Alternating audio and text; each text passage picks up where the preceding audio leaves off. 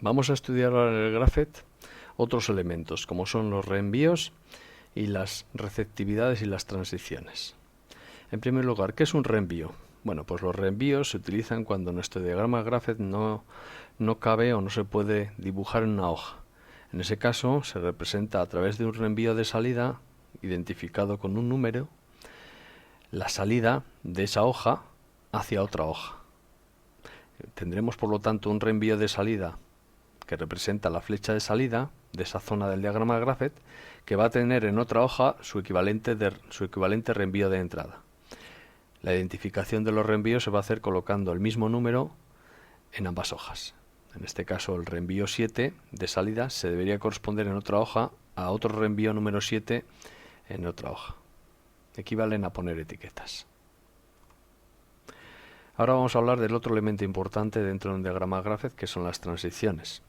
Una transición no representa nada más que la posibilidad de evolucionar entre una etapa y la siguiente.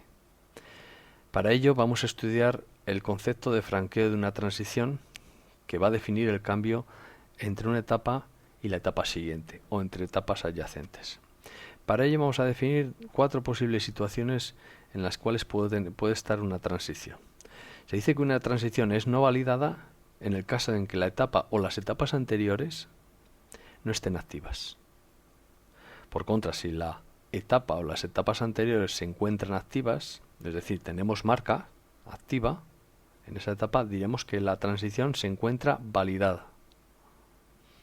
A continuación, diremos que si la etapa o las etapas anteriores se encuentran activas y además la receptividad, es decir, la función lógica que representa la transición, se cumple, diremos que la transición es franqueable.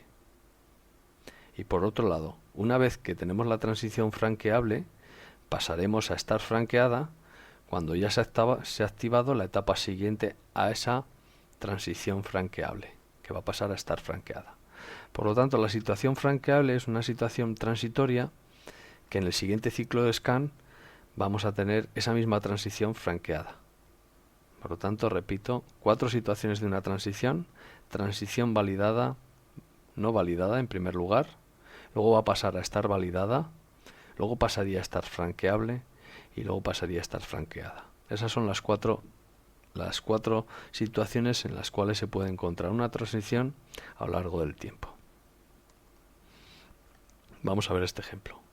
En este ejemplo tenemos que la transición de 1 a 2, independiente de que se cumpla su función lógica o receptividad esté a 0 a 1, diremos que, como su etapa anterior no se encuentra activa, diremos que esta transición se encuentra no validada. Aunque esta transición, su función lógica no se cumpla, y si se cumple que su etapa anterior está activa, diremos o hablaremos de que esa transición se encuentra validada. En el momento en el cual la función lógica de la transición además se cumpla, esté a 1, y además de tener su etapa anterior activa, diremos que en ese caso la transición pasa a situación transitoria franqueable. Y en el ciclo de scan siguiente diremos que vamos a activar la etapa siguiente a la anterior, que era la 1, pasaremos a estar o a tener activa la etapa 2, momento en el cual la transición de 1 a 2 ha pasado a ser franqueada. Bien, además de hablar de transiciones, hablaremos de un concepto nuevo que es la receptividad. La receptividad no es más que la ecuación lógica o función lógica asociada a una transición.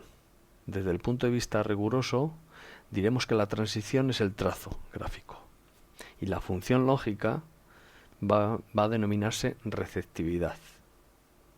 La receptividad puede tener un valor que puede ser booleano, o es cierto o es falso. ¿Cómo se representa una receptividad? Pues se va a representar de forma literal o a través de símbolos o funciones lógicas. Aquí vemos algún ejemplo. Una receptividad simple puede estar asociada a una variable única, en este caso sensor S10. Mientras que una receptividad compleja va a ser el resultado de aplicar operaciones lógicas a distintos operandos, como es el sensor S10, y además estando la etapa 2, o bien cumpliéndose que tenemos el sensor activo B4. Existen receptividades que siempre son ciertas, siempre igual a 1, o receptividades que siempre van a ser falsas, siempre igual a 0. Existen otro tipo de receptividades que vamos a ver a continuación que van a estar condicionadas a temporizaciones.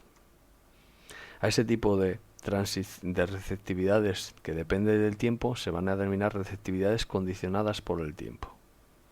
Hay dos tipos de notación.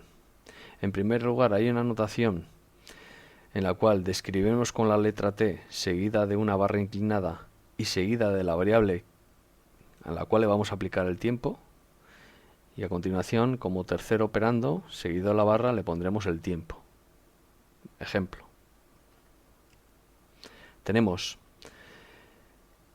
que aplicando una receptividad condicionada en el tiempo sobre la variable etapa x7 y transcurridos 5 segundos después de la etapa x7, cuando eso se cumpla, diremos que esa receptividad se va a cumplir y va a ser cierta. En caso contrario, diremos que esa receptividad va a ser falsa. Otra notación más genérica es aplicar sobre esa variable dos tipos de tiempos. Un tiempo a la conexión, que se coloca antes de la variable, y después otro tiempo t2 a la desconexión. Aquí vemos un ejemplo. Aquí vamos a aplicar 5 segundos sobre la variable x7 con retardo a la conexión y luego vamos a aplicar a su vez 7 segundos con un retardo a la desconexión sobre la variable x7, y transcurridos 5 segundos después de que se activa esa variable, que puede representar un sensor o una etapa, se comienza a cumplir la receptividad o función lógica, y debe estar activa o siempre a 1 transcurridos 7 segundos una vez que se ha desconectado la variable x7. Por lo tanto, en este cronograma representamos el tiempo a la conexión de 5 segundos y el tiempo a la desconexión de 7 segundos. Ambos tiempos, el primero de ellos t1, se representa a la izquierda, y el segundo t2 se representa a la derecha de la variable x7, separando los tres campos por barras inclinadas. En este ejemplo tenemos un único tiempo, que va a ser un tiempo de retardo a la desconexión aplicado sobre la variable x7. No hay tiempo a la conexión.